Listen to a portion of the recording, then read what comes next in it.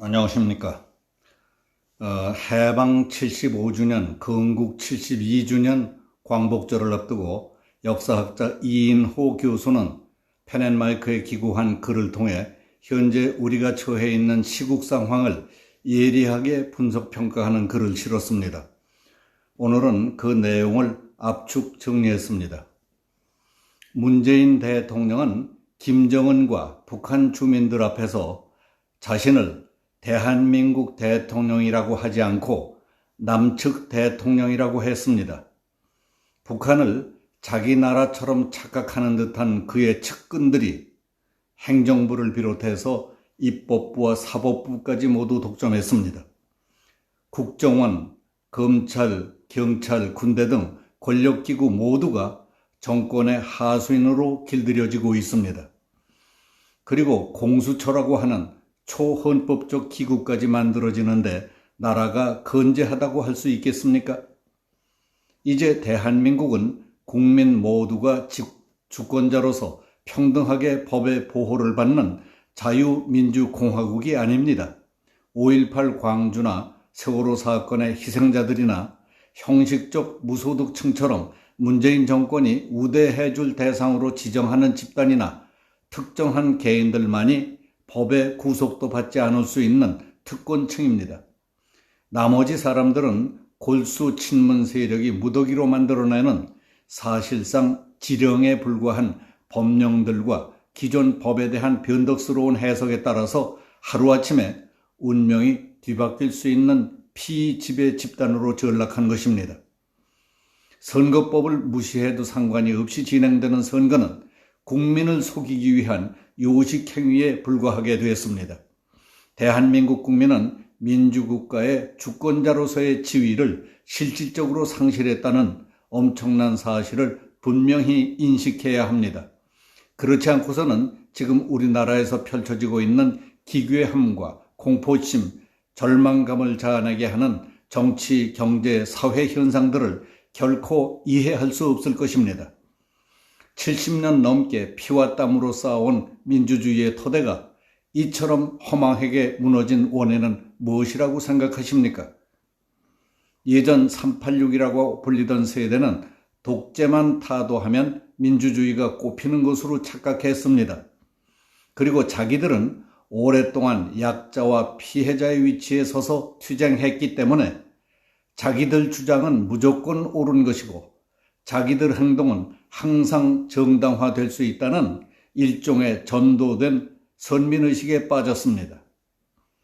역사와 국제정치에 대해 조금이라도 공부를 했다면 정치 권력으로 사회주의 이상을 달성하려던 시도들이 어떠한 결말을 맺었는지 잘 알 것입니다. 정치, 경제, 도덕 모든 면에서 끔찍한 독재와 경제의 파탄을 가져왔다는 것은 러시아, 동유럽, 쿠바 등의 역사가 증명하고 있습니다. 지금도 인기 영합주의가 위험하다는 사실은 그리스나 남미 등을 통해 생생하게 볼 수 있습니다. 우리나라도 문재인 집권 3년 차부터는 원전 폐기와 소득주도 성장, 비현실적인 최저임금제 등 잘못된 정책의 여파가 경제의 근간을 뒤흔들고 있습니다.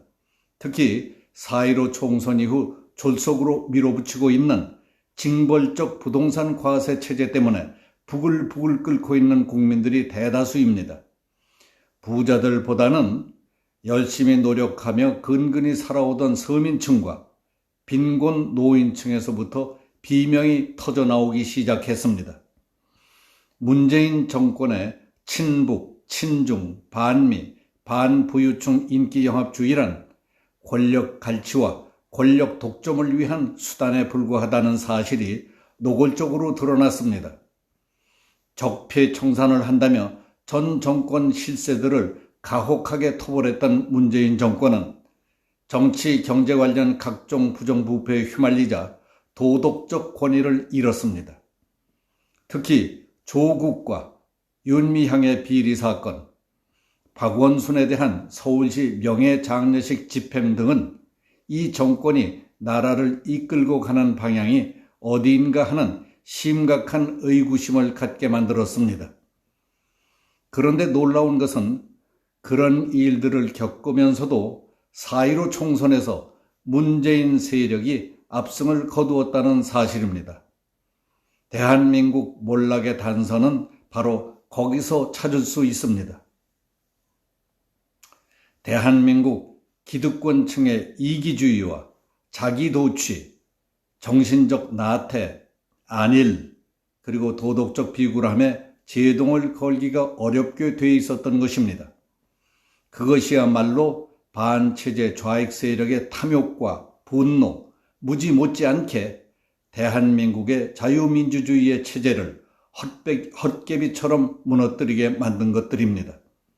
대한민국의 현 기득권 세력은 너무 쉽게 자유, 안정과 부를 누릴 수 있었기 때문에 자유와 국가를 지키기 위해서는 피나는 노력이 있어야 한다는 의식조차 없었습니다.